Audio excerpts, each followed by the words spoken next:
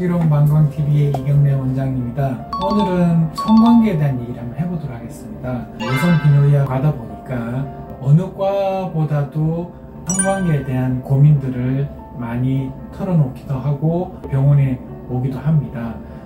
그 중에서도 특히 저희 병원은 이제 40대, 50대, 60대, 심지어는 이제 70대까지도 이런 성관계에 대한 고민을 많이 하거든요. 과연 내가 지금 이런 상황이 정상적인 건지 아닌 건지, 또는 다른 사람들은 어떻게 하는지 이런 것도 궁금해 하시기도 합니다.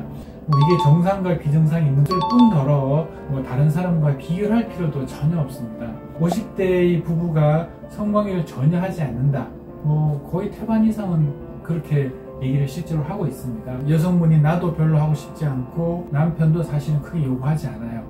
이러면은 크게 문제되지 않죠. 그런데 이제 서로의 어떤 욕구나 요구가 일치하지 않는 경우가 이제 문제가 되는 겁니다. 남자 입장에서 자꾸만 하고 싶어 하는데 여자분은 그거에 싫거나, 반대로 흔하지 않다 하더라도 여성분은 좀 더 관계를 계속 이게 하고 싶은데 남자분이 또 그게 맞추지 못하는 경우, 이런 경우에 이제 문제가 되는 거죠. 옛날 같은 경우에는 예를 들어서 남자가 발기가 잘 안 된다라든가 치료하기가 굉장히 힘들었었지만은 남성 갱년기도 호르몬 치료를 하기도 하고, 또 비아그라 같은 그런 발기부전 약들도 굉장히 많이 나와 있거든요. 그것을 적절하게 썼을 때 충분히 성관계를 할 수 있는 상태가 되는 경우들이 많이 있습니다. 여성분들은 어떻게 해야 될까요?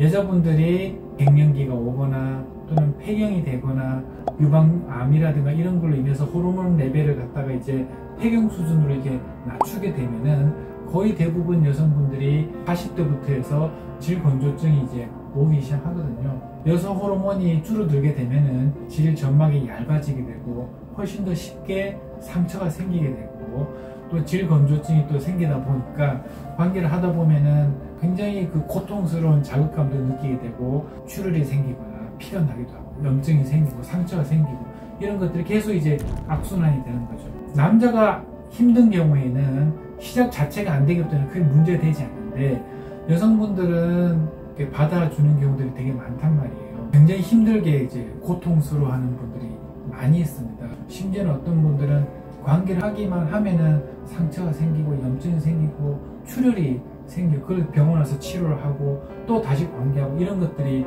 생기는 경우도 많이 있는데, 여성분들이 관계를 할 수는 있대 몸에 굉장히 큰 영향을 미치게 되는 거죠. 그러니까 그런 걸로 인해 가지고 스트레스를 받는 분들도 굉장히 많이 있습니다. 남자분들이 발기가 잘 안 되는 경우에 호르몬 치료를 하거나 또는 발기부전 약을 먹어서 치료가 되는 경우는 많이 알고 있는데, 여성분들도 그게 치료된다는 것은 모르고 있는 분들이 상당히 많이 있습니다. 그거는 우리가 비아그라 같은 그런 어떤 획기적인 약들이 언론에 나오고 또 사람들한테 이렇게 많이 알게 되겠지만은, 여성분들 같은 경우에는 비아그라 같은 그런 획기적인 약도 없지만은 이제 옆에 쉽게 얘기하거나 재미삼아 얘기하거나 이런 상황이 아니다 보니까 꼭 참고 받아주기만 하는 그런 상황들이 계속 반복되고 있는 거거든요.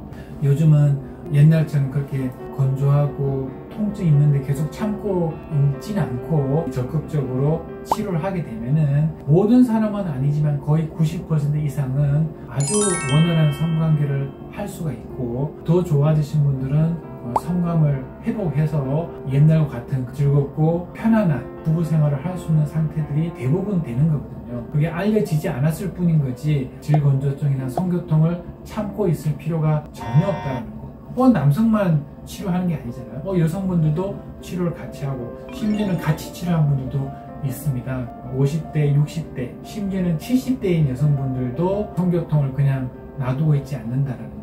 얼마든지 치료할 방법이 있기 때문에 혹시라도 그걸로 인해서 고민이 되거나 고통이 반복되거나 할 수 없이 이렇게 하는 그런 상황들은 피해야 되지 않을까. 병원에 와서 치료할 수 있다, 치료 받으면 좋아진다 라고 꼭 알고 계셨으면 좋겠고, 고통을 내가 계속 겪지 않도록 저희 구독자님들은 알고 계셨으면 좋겠습니다. 오늘은 성교 통증에 대해서 한번 얘기를 해봤고요. 저희는 또 다음에 더 좋은 내용으로 찾아뵙도록 하겠습니다. 여러분 안녕. 안녕. 구독, 좋아요 눌러주세요.